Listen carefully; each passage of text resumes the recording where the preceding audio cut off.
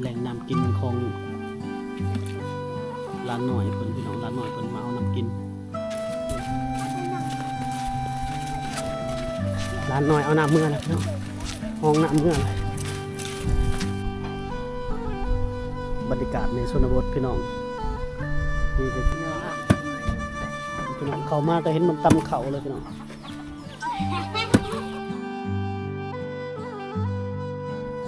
สบายดีพี่น้องยินดีต้อนรับเข้าสู่ส่องบ่าวจอยพาเที่ยวน้องพี่น้องเนาะพบพ่อกันมื้อนี้ก็เดินทางขึ้นมาทางเมืองนองแขวงสวรรณเขตเด้อพี่น้องเด้อชมวิถีชีวิตความเป็นอยู่ของพี่น้องเผ่ามังกรเด้อพี่น้องเรื่องราววิธีการเดินทางของเฮามื้อนี้ขึ้นทางเมืองนองไปพี่น้องเฮาสิพบกับหมู่บ้านใดเนาะวิถีชีวิตความเป็นอยู่แบบใดก็ไปติดตามรับชมกันเลยเด้อเดินทางเข้ามากับพี่น้องเห็นเส้นทางวันนี้พี่น้องอันนี้ก็สะพานหรือว่าขัวขามพี่น้องมัดหอดบางนี้แล้วเฮาหยุดก่อนแล้วมาเห็นเป็นซักผ้าอยู่นี่พี่น้องโอ้ซักเสื้อผ้าอยู่นี่เนาะตั้งพุ่นเป็นน้ำกินเลยพี่น้องเด้อเดี๋ยวมีคนไปตักน้ำก่อนเดี๋ยวเฮาสิเข้าไปเก็บภาพท่านผู้ชมนะครับเบิ่งพี่น้องบ่อนี้บ่อนซักเสื้อผ้าบ่อนั่นแหละบ่อน้ำกินพี่น้องเนาะชนเผ่ามังกรพี่น้องชนเผ่ามังกรชนเผ่าตรีชนเผ่าบรูเนาะนี่แหละเรื่องราวการเดินทางของเฮานะพี่น้องเนาะ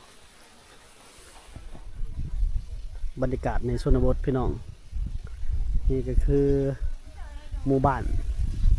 บ้านสวงเมืองนองแขวงสวรรณเขตพี่น้องชนบทขัดขนาดดังเดิมพี่น้องหมู่บ้านของชนเผ่ามังกรนะครับเขามาฮอดด้านนั้นจะเป็นหมู่บ้านดังเดิมเบิดเลยพี่น้องหมู่บ้านนี้ใหญ่เติบพี่น้องมีไฟฟ้าเข้ามาถึงเรียบร้อยพี่น้องพี่น้อง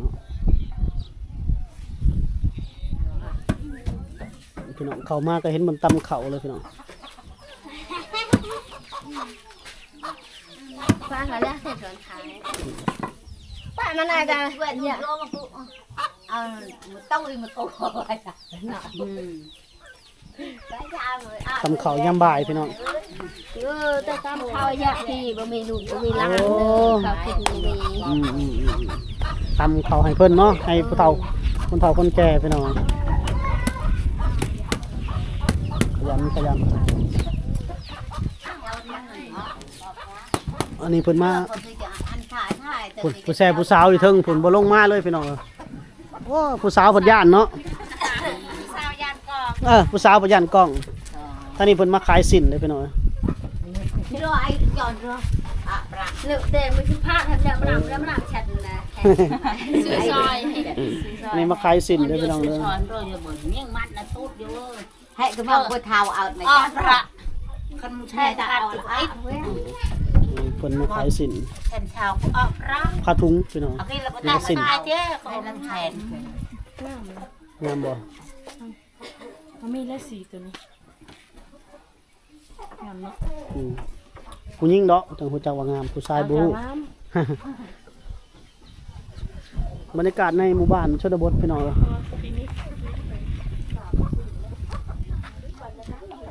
หมู่บ้านที่บ่มีไฟฟ้าเงียบคักเลยมาบ้านเพิ่นช่วงนี้เขาเจ้าไปนั่นได้พี่น้องเขาเจ้าไปทางให้เนาะเลยจะบ่มีคนอยู่เฮือนเดี๋ยวเราจะพาเลาะพาชมเด้อพี่น้องเด้อ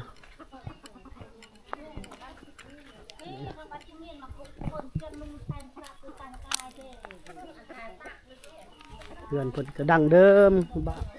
บ้านดังเดิมหมู่บ้านเก่าแก่พี่น้อง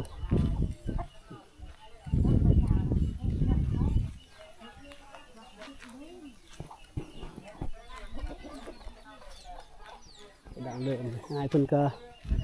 มันเล้าจักตอกเนาะตอกบ่หรือเป็นหยังเคินนี่สิมัดหยังก็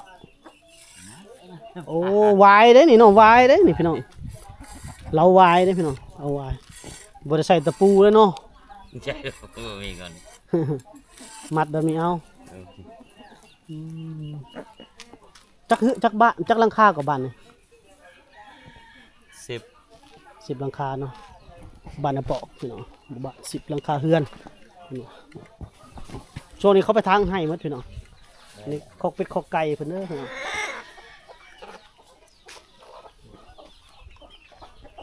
คนไปทางไห้เบิดแล้วบ่ค่อยมีชาวบ้านอยู่เฮือน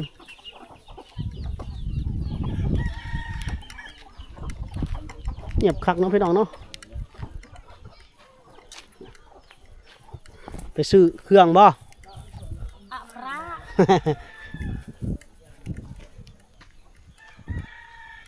หมู่บ้านของเขาเจ้าพี่น้อง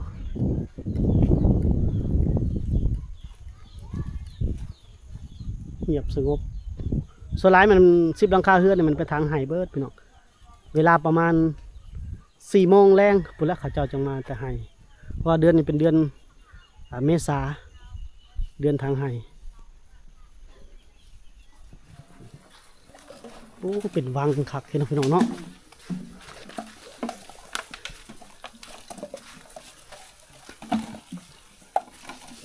โอ้น้ำกินเพิ่นแบบนี้ได้พี่น้อง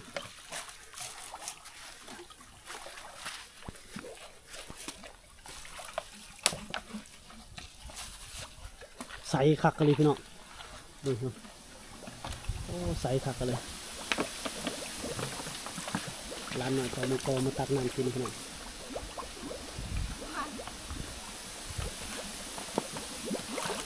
โอ้เสียงน้ำฝนบอกเลย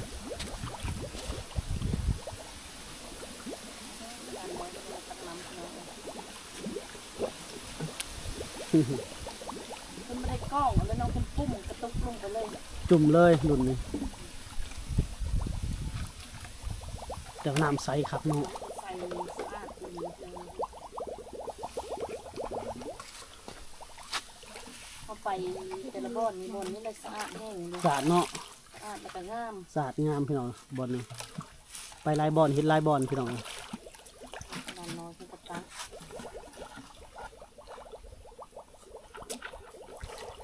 สบายแล้วคนกล้องมันนี่เลยเนาะ อืมจุ่มเลยพี่น้อง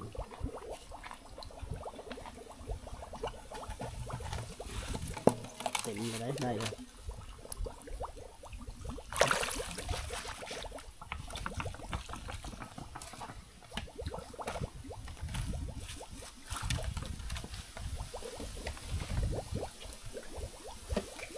โอ้ตักไปตักเราเลยพี่น้อง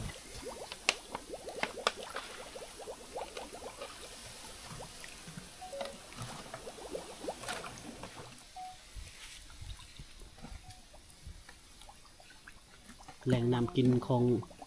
มีเส้นกระตุกพี่น้อง ร้านหน่อยเพิ่นพี่น้องร้านหน่อยเพิ่นมาเอาน้ำกินโอ้น้ำใสคักกะลีพี่น้องเห็นหัวพื้นเนาะน้ำแร่น้ำธรรมชาติเลย ได้ลองกินเบิ่งเนาะคือสิแซ่บเนาะไม่ได้ขอน้ำน้อง เดี๋ยวทีมงานเราสิลองกินก่อนพี่น้องสลับกันกิน เดี๋ยวเฮ้น้องสนใจตักให้ยิ้มหวานได้ว่าซื้อน้องสนใจนะหวานคักอะไรเพิ่นใส่อันนั้นบ่ใส่กระหยังมาเด้น้องสนใจเพิ่นจะใส่ตัวนั้นมาแล้ว แอมบ่ดอกนะแอมบ่ง่วยล่ะง่วยยิงล่ะง่วยยิงเนาะ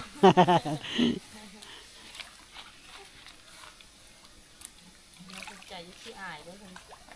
ร้านหน่อยในชนบทนี่อ้ายเบิด ล้างกระตุกไปอยู่นี่เลยเนาะ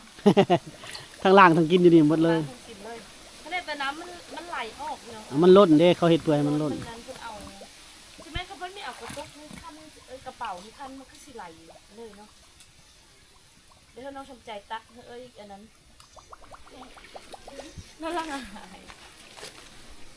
เขาไปตักเลยทีมงานเขาไปตัก ตักเอง มาสลับแบ่งกันกินให้ปะผู้ใดอยากกินกัน ลองเบิ่งนะว่าสิแซ่บบ่เด้อนี่มาตักอยู่เด้อ ง่วยยิง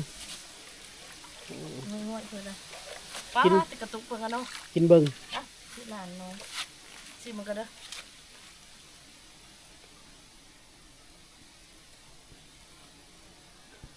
แบบน้ำคือบ้านเฮาเลยออกส้มๆ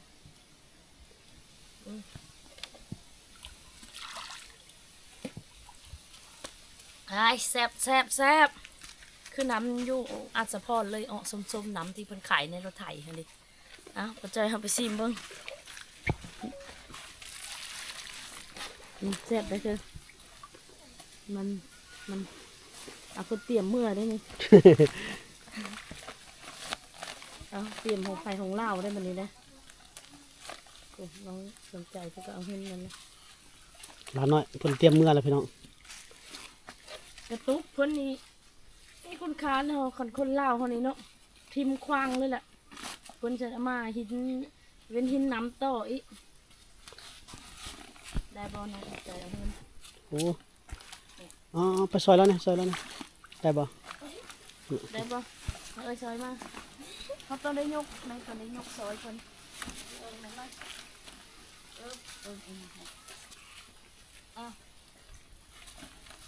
ได้บ่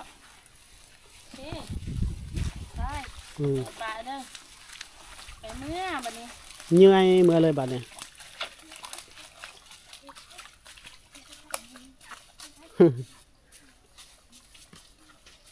ทำเพราะ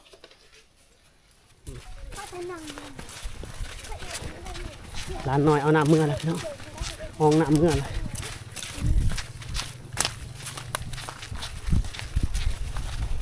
ไกลเติบพี่น้องแต่บ่อน้ำกินห้องเมื่อประมาณ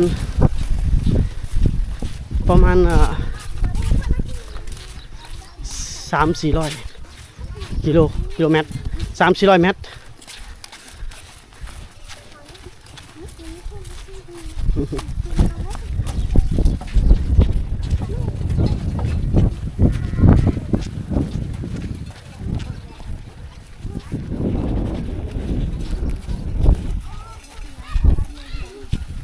นี่ลาเมื่อทั้งนี้จูนี่ลาหน่อย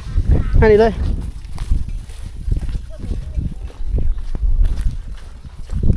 ห้องน้ำเมื่อแล้วพี่น้องขึ้นเฮือนไผเฮือนเล่าแล้วบัด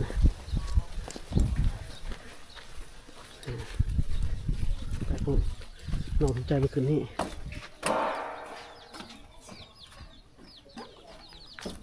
โอ้ตัวนี้ซองเลยน้องว่ะ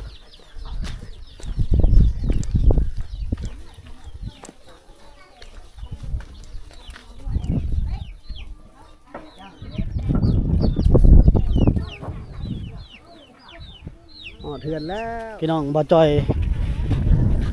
มาอีกบ่อนหนึ่งเนาะบ่อนที่ชาวบ้านเพิ่นเอาน้ำกิน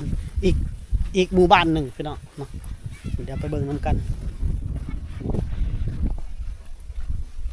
แหล่งน้ำกินในชนบทของชาวลาวเพิ่นเนาะ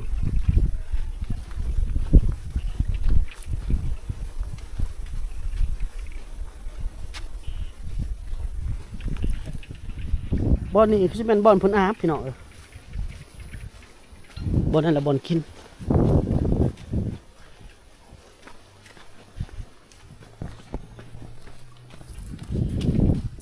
เอาน้ำกินแล้วเนาะจูเนาะ โอ้นี่พี่น้องบ่อนน้ำแหล่งน้ำกินของเพิ่น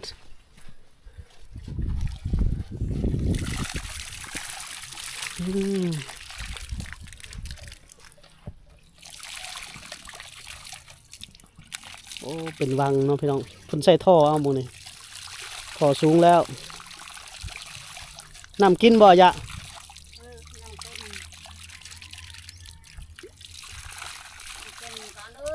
อืม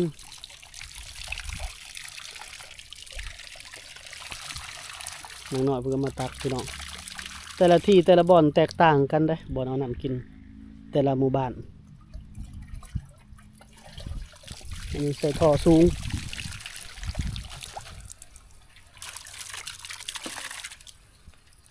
ต้องในย่างลงไปพุ่นแล้วพี่น้องจะเห็นก็ครับ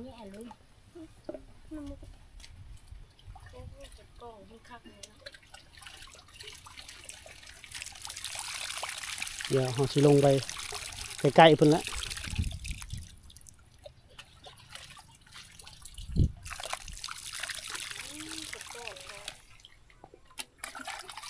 เมื่อนี้ต้มบ่อยะ ต้ม ต้มบ่หรือกินเลย ต้มก็ต้มเลย ผู้ต้มก็ต้มเนาะผู้กินเลยก็กินเลยพี่น้อง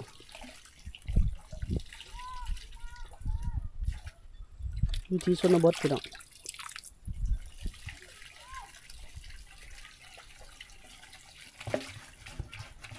อย่ามาตักเองเนาะบ่ได้ให้ลูกหลานมาเนาะเจ้าเด้ ละมอนก่อนเจ้าบ่ได้มาตักบ่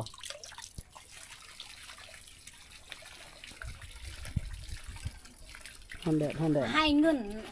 นี่แหละพี่น้องภาพวิถีชนบทเนาะร้านน้อยในชนบทเผาเมืองกองพี่น้องเฮาได้เก็บภาพให้พี่น้องได้ครับเบิ่งครับชมด้วยกันนำร้านเพิ่นบ่ทันแล้วน้องเพิ่นบ่ทันแล้วพี่น้องเรื่องรู้สึกฮ้อนแล้ว